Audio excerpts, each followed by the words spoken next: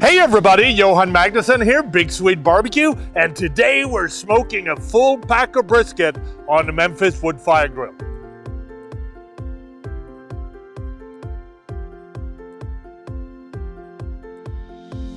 So there are so many different ways to smoke a full Packer Brisket. What I'm going to show you here today is how I cook it backyard barbecue style. If this was a competition, I would do a much more thorough trim job. I will inject it the night before. But when I have friends over, I want to keep it simple, but I still want to cook something that tastes pretty good. Now, the first thing that we have to do is we have to trim this baby down. And there is a ton of videos on YouTube that will show you the step-by-step instruction how to do this thoroughly in the right way. So when I trim a brisket backyard barbecue style, I do three things to it. One, trim off all the hard fat because there's no way that that's going to render out during the cook. Two, I trim down the fat cap. I like it about 1/8 of an inch thick. And three, finally, I shape it into a nice streamlined shape that will allow good air circulation and an even cook. So the brisket is trimmed down. It's looking nice and uniform in shape. So it's time to start infusing it with flavor. And I like salt, pepper, garlic on my brisket. So we're gonna use our Big Swede Barbecue Badass Texas Boost because it has just those flavors. And then we're gonna add an extra layer of coarse black pepper because I like my brisket really peppery. So season both sides of the brisket and you can go heavy on both the rub and the pepper. Brisket is a big cut of meat and it can take a lot of flavor. And when you season both sides, let it sit for at least 45 minutes. So it's been 45 minutes and the seasoning is adhering to the brisket. The brisket has started to sweat.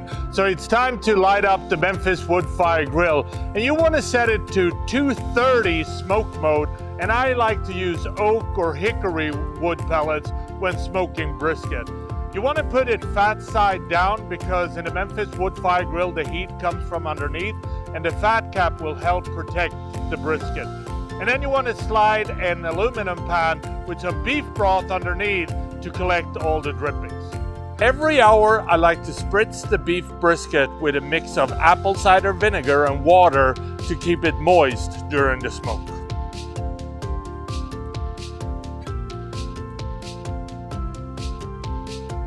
So it's been about 7 hours. The brisket is sitting at a good 170 degrees. So it's time to take it out and wrap it. You can wrap it in butcher paper. You can wrap it in aluminum foil. It's up to you, personal preference. I'm gonna use aluminum foil. I'm gonna place the brisket inside of it. And then I'm gonna pour some of the brisket drippings and then really wrap it tight around the brisket. Put it back in the Memphis Wood Fire Grill and then we're gonna cook it until we reach an inner temperature of about 204, 205. The temperature of the brisket is now 203 degrees. So we're gonna take it out of the Memphis Wood Fire Grill and then we're gonna place it in an aluminum pan. We're gonna unwrap it to let out some steam and then we're gonna close it again and let it rest for at least an hour. So the brisket has now been resting for over an hour, so it's time to unwrap the aluminum foil and slice it. And oh man, that smells amazing. And let's bring it out and there should be a little bit of wiggle and it is. So here we go.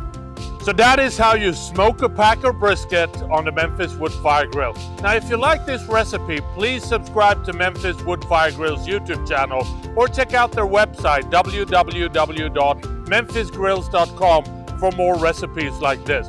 I think the only thing left for me to do now after a long day in the backyard smoking is to try the brisket and see what it tastes like. Smoky, peppery, and moist.